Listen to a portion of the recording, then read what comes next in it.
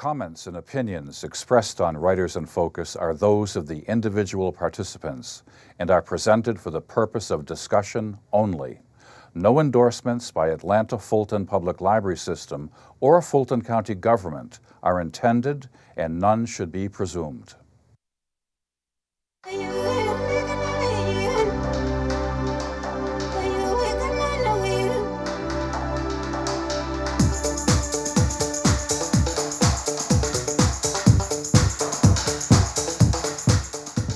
Hi, welcome to Writers in Focus. I'm your host, James Taylor, and today it's been a long time coming, folks. I'm talking to Cliff Graubart. May I call you Cliff? You certainly may. I'd like to welcome you to Writers in Focus.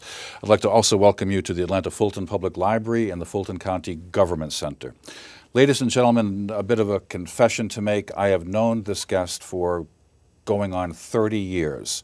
Mr. Graubart is the proud owner of the Old New York Bookstore, one of the oldest and most legendary bookstores in the South, definitely in Atlanta, maybe in the country. You have been friends with people like Pat Conroy, Ann River Siddons, Bill Deal, you name it. If someone was in the Atlanta literary scene, you were there when it was happening. You're a member of the Antiquarian Booksellers Association of America. I want to make that clear. I'm talking to a professional, ladies and gentlemen. This man knows his books. So what does he do after 30 years of being in the book? 30 years, 43 years in the book business. You came to Atlanta in 1971, if I recall. You have finally sat down and written a book that I absolutely love.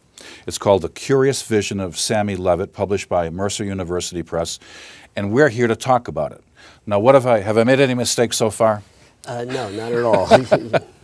I want to get you started. Okay. You were born and raised in New York City, Washington Heights. A lot of the stories, the novella in the book, The Curious Vision of Sammy Levitt, occurs in Washington Heights. Let's start with the book. Who is Sammy Levitt? The character is me. Okay. Pretty much. What goes through his mind went through my mind when I was that age of around 12, 13. We're talking 1954, 1955? 1954 is the time this book takes place. Okay. That story takes place in Washington Heights, near the George Washington Bridge. And Sammy's preparing for a bar mitzvah. His bar mitzvah in a few weeks. Okay, what I'm going to do, Cliff, is that I don't want to give too much of the story away. I don't want to tell people if it's up to you. But let's talk about the characters in the book, because they're fully developed, they're wonderful to meet. Sammy's about how old? He's 12, going on 13. And Manny, the brother? He's about 4 or 5 years older. And Sid? Sid's got to be in his late 40s. A man who comes home after hard days of work, a Jewish man, and has a shot of scotch every day? In the living room, one schnapps. And the mother is Mara. Yeah, I made her an American. My mother was born in Bulgaria. My father was born in Poland, in Ukraine now. But I made her American because I wanted her to be savvy with the local scene, because in the end she's prominent at the last few scenes. I have to ask you this. After reading this book, and I highly recommend it, ladies and gentlemen, beautifully written, as I told Cliff before the interview, it's easy to read and it gives you a lot. You can't say that about a lot of books. How autobiographical is this? Because I'm kind of getting nervous looking at you right now. I mean, I've known you for a long time, and I'm reading this book. Did this really happen to you? No. If it did, you would have known it. That's why I thought it was so unusual to write this story, because I've never heard of this happening anywhere. You just made it up. I made it up. Which is what fiction is, isn't it? That's what okay. It is. This is, I'm a little bit, here I am, I'm saying I've known you. And I think that everything that I've read is based upon incidents in your life. And you're saying you made it up. That can't be true. What's true. Okay. What's true. Okay. Is the scenes in school. Those scenes in school happened to me. You were Terrible student. terrible student.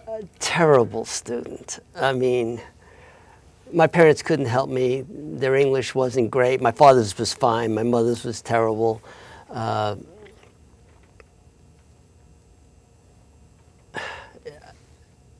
Those scenes happened to me. The story itself is completely made up, but the character is me, and some of the scenes actually happened in school. Okay, okay. Nothing else happened, you know, related to the event, because it's all made up. Okay, Sammy sees a vision, but it's, well, I want to, I know. Well, I guess you should tell them. I mean, it's... Okay, let me set it up. Okay. Sammy's about to become a man in the Jewish faith. He's going to experience the bar mitzvah. It's one of the most important events in his young Jewish life. He has to. It is the most important. He has to memorize Torah, parts of Torah. Part of the his Torah. Yes. He has to sing. He has to meet with the rabbi, and there's a brand new synagogue. There's a lot of pressure on young Sammy, and he goes to see the rabbi, and the carpenters have just put a fresh coat of paint on the door of the rabbi's office, and Sammy thinks he sees an image. An image. And he looks at the image. Okay. And he turns his head here and he turns his head there, and he says, this looks just like Jesus. Jesus. No, I'm not supposed to say that, but that's huge. That's huge. That's huge. So he doesn't know what to do. Well, he thinks to himself that he should tell somebody. And I think this is where we don't tell them too much, because what he tells them, if he tells it to somebody, that might... Right, this could be a huge incident. This could be taken care of like that, or if he tells it to somebody else, his world could be turned upside down. Yeah. And unfortunately, his world turns upside down. I loved it. I just want to go through I would call that a novella. It's like 150 pages. Yeah. Who Cries for Aaron? You tell this. This is about you. Tell us, what is this man doing in a World War II German soldiers' cemetery in northern Italy? Well, can I tell you how I got the idea? Please. Frank Oren Smith. Okay. He taught on Defusky Island after Pat Conroy did. And he came from California to Atlanta to become a writer. Well, to cut it short, Frank and I flew to Paris to meet Pat Conroy. And we were going to drive the manuscript of the Lords of Discipline to Rome, Italy, where he would meet his editor.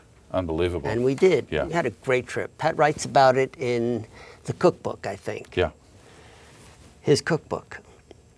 And when we got back, and then Pat stayed, and Frank and I drove from Rome back to Paris so we could fly home. And on the way up, we stopped at a park. We had gotten some food, wine, some bread. We went to a park. And the park, it was beautiful.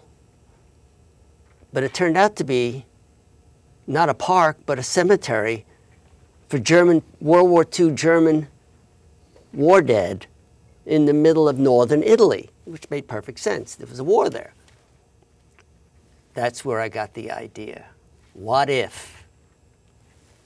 That's an amazing story. Can I just... Yeah. Okay. The young character has been told about his brother, who died in World War II. His brother was a partisan.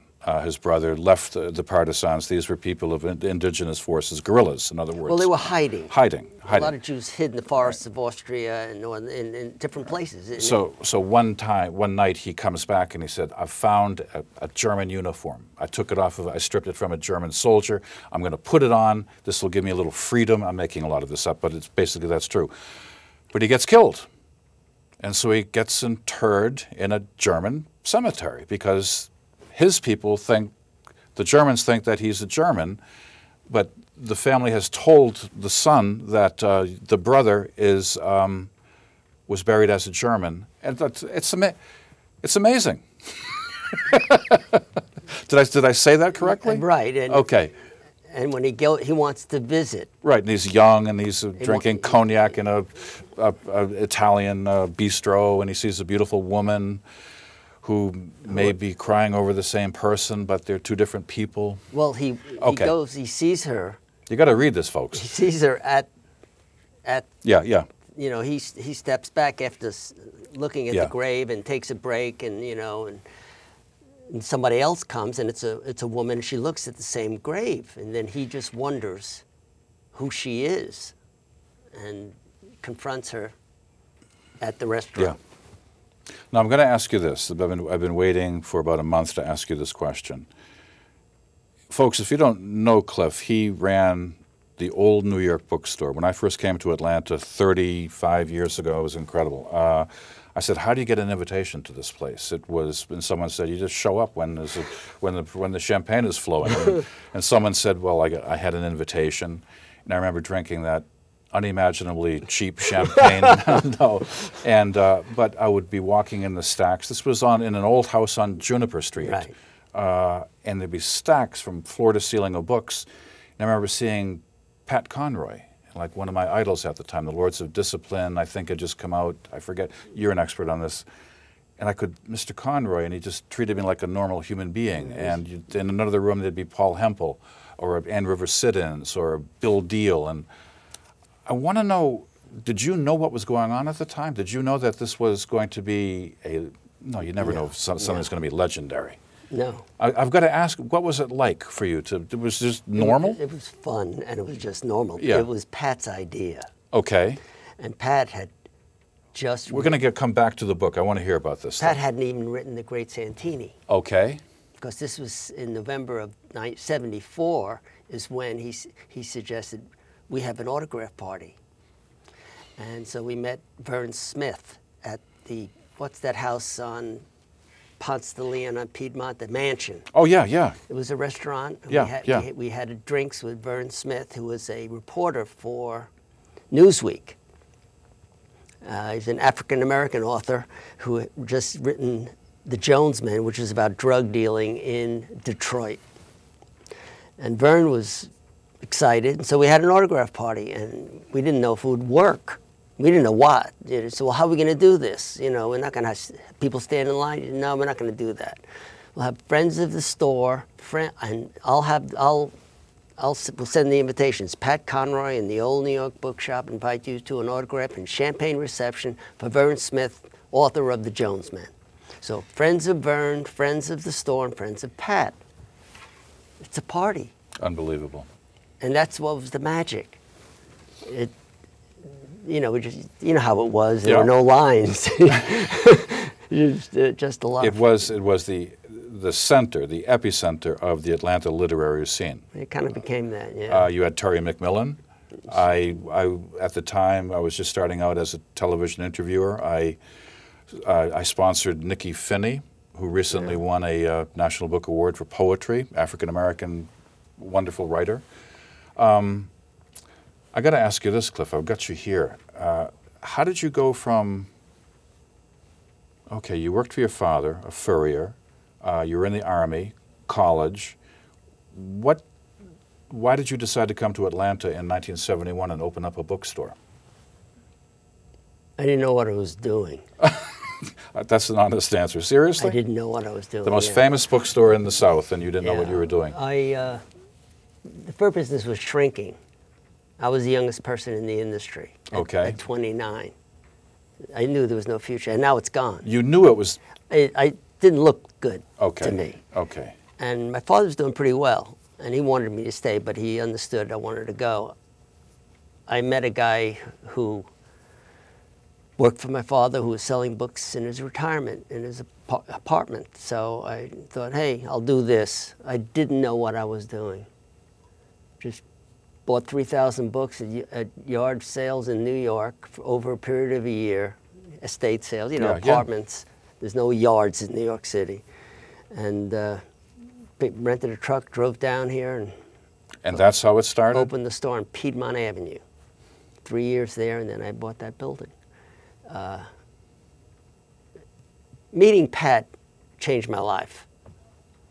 Well, that was going to be my last question, but I'm going to ask it right now, because in the dedication to the book, among other people, you say that this book is dedicated to Pat Conroy, quote, who changed my life. How did Pat Conroy change your life? He brought a lot of excitement to my life. Literary excitement, intellectual excitement, or? Not kind of all of it. Okay. All of it. I was single till I was 46, and Pat was married, and he would, because of his writing, would end up going places. You know, he ended up in the Dominican Republic, in Italy. Now, the show is about you. Pat Conroy is a very famous writer, of course. So, how did you become friends with Pat? He came in the store. No kidding. Came in the store in April of '73, saw books outside on Piedmont Avenue, and bought his first hardbound book from me.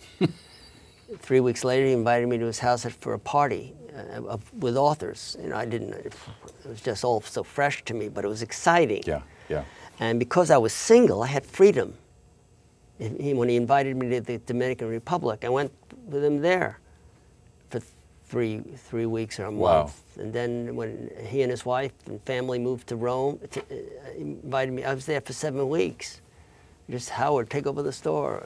I remember Howard. Remember Howard? Yeah, yeah. And I had a great ride. Wow. Well, I want to get back to the book, The Curious Vision of Sammy Levitt, and I want to ask you. It's a dumb question, but I ask this of everybody, Cliff. Where did you learn your craft? These stories and novella are so beautifully written. It takes talent to do that. Come on, osmosis, rubbing the shoulders. I did write a couple of short stories, and Pat told me early on that he said, you can do it. You can do it. So I just pushed the envelope a little bit, but I never learned how to write. I was pretty bad in school. I was pretty lousy. How difficult was it? I mean, I'm setting I'm up. I can't. Some writers love to write. Other writers, oh, it's so hard. Pat, when Annie, Terry, or Kay, Yeah. or Pat Conroy start writing, usually what they write stays. They don't have to rewrite sentences to make them better, flow. I have to rewrite a lot. Nothing wrong with that. Well, I mean, I wouldn't show anybody my first draft. Anybody. Or the second draft. Because to give it some language, I just have to work hard. I'm going to ask you I'm asking some obvious questions right now, but you've been around books and writers all your life. You're married to Cynthia, who's got 2 wonderful books out. Were you under any kind of pressure to write a book? Come on, No. Cliff, write a book. Come on, you know? I had written this and hadn't finished it Okay. a long time ago, and my kids asked me, Dad, when are you going to finish that book? And I thought to myself, I don't want to die having not finished it and just have these papers in a box somewhere that'll get tossed. I just wanted to finish it, kind of for them. And and a friend of mine pointed out to me that it was actually pretty much, I had it single-spaced, Yeah. thought I'd never going to finish this book. It was only 50 pages. Well, it was single-spaced. I didn't realize that if double-spaced, I got 100. Okay, so that novella was... Yeah. It's been sitting in for years. Really? Yeah. So then I finished it. I sent it to a friend of mine in New York first, and he suggested I change the ending and have Sammy fix his situation. Okay. And that's where he has this idea at the end to help his situation. Let's talk about just a few more stories. So, Segura's Hand? Segura's Hand. This is about a young Jewish kid who's boxing. Yeah. And getting the crap knocked out of him. Was that based on any personal experiences? That's right down the line. I didn't get the crap. Yeah. What happened was I didn't realize I don't want to say it Yeah, because yeah. that'll kill the ending. Oh, no, don't. So, but it's based on, I fought in the Golden Gloves during my freshman year at the University of Toledo in a very good boxing gym that I didn't realize I was in. My coach was the assistant coach to the 1960 Olympics. So I learned a lot in that gym. I've got to ask you about one of my favorite stories, and short timer. You were a short timer in the Army, refers to like an enlisted person who just is waiting for his time to come up, 1,000 days or whatever it is. Not 1,000, but less than that. When you're a short timer, Yeah. when you got 2 or 3 months to go. And I was a short time. This is the last 2 days in the Army I'm writing about in Germany, where I was stationed in 1965 and 6. So you avoided Vietnam? Well, actually, they pulled me out to go to Vietnam. No. Yeah, McNamara pulled out 30,000 troops who had more than a year to go out of Germany to go to Vietnam, and I ended up in Augusta, Georgia. And they gave me a job in a OCS company, and my orders never came through. Unbelievable. So that's why I came to Atlanta and learned about Atlanta. And decided it's a nice place. Okay, I've got to return to the old New York bookstore.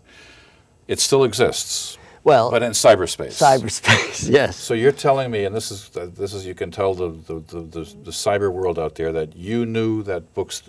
We all knew that bookstores didn't make money. But it was tough. You had a love of selling books. I know that. Well, it was the only thing once I did it, that was what I knew. Yeah. I wasn't going to be a rock star. I wasn't going to be president. So I think I'll do this. I just thought it was a good idea. It worked. Now, there's a few of us out there that I still love books. Tell me the significance of your membership in the Antiquarian Booksellers Association of America. Well, it's the only recognized organization of rare book dealers. And if you're a member, you can participate in the 4 shows in this country, in New York, Boston, LA, or San Francisco. It's an important organization to belong to, because it kind of lets people know you know what you're doing. Now, I don't know if you read this last New York Times Sunday edition. In the style section, there was an article on a bookstore in Toronto that may be the future of bookstores, where the young bookstore owner is only selling curiosities. In other words, is this what bookstores have become? Do I make any sense when I say that? No, you saw that. I saw the piece. Yeah. I didn't read it yet. It was sad. It was sad. I didn't read it because Yeah. I just came back this weekend from a book fair in Yeah. St. Petersburg, Florida, but my wife pulled it Yeah. for me. I think I've been in his store. I don't recall because I've shopped Toronto a few times. It's getting difficult to sell books because the internet has thrown everything out there. The scarcity of books and titles has disappeared. If you want something, you can find it. You can find it in a minute. You can find it for a penny. That's right. Some books, and that might be where he's going. If you get something odd enough that's not out there, you have a good shot at selling it because you have it and it's not there. It's not out there. But I have to read the piece before I can comment further. I still buy books on the internet. Just a quick anecdote. I like The Daily Show with Jon Stewart. Jon Stewart announces that he's directing a movie this summer based upon this book. I put my order in for the book for like $3.98 on Amazon.com. Within 12 hours, my order is canceled, and all books are now over $10, $20, $30, $40, $100 because it becomes a collector's item. Does that ring a bell when I say things like that? Like suddenly everybody wants this particular first edition. Yeah, that happens. That happens with something new that becomes collectible because of the rush and then fades. The Help, when it was on the bestseller list, people wanted it. They wanted it first. They wanted it signed. After it's gone, it starts to simmer and disappear because there are plenty out there. The books that are truly expensive are the great writers that you can't find. Gatsby. Oh, right, right. A first edition of that book in a jacket. It was over $100,000. And you know about that too, don't you? So, ladies and gentlemen, if you have that book in your attic or cellar, Please call me. please call Cliff Graubart. The Curious Vision of Sammy Levitt. It's an awkward question for me, but how satisfying was it to finally get a book out? I tell authors this a lot. Is it like having This is like a baby? Having a discussion here with you is like having a fantasy. I've No. always thought of having a book out. And I remember seeing my wife being interviewed by you and saying, you know, came into my mind, what would I say to James? Okay. And so it's been terrific. Well, here's what I'm going to say about my old friend, Cliff Graubart, owner of the Old New York Bookstore. He's just written a book called The Curious Vision of Sammy Levitt, out by Mercer University Press. You can buy it on the internet. You can get it at your local library. Go to a bookstore and buy it. It's a wonderful book that is easy to read and gives you so much back. And I mean that from the bottom of my heart. I really enjoyed reading it. Welcome to the Authors Club. Ladies and gentlemen, thank you. Cliff Graubart.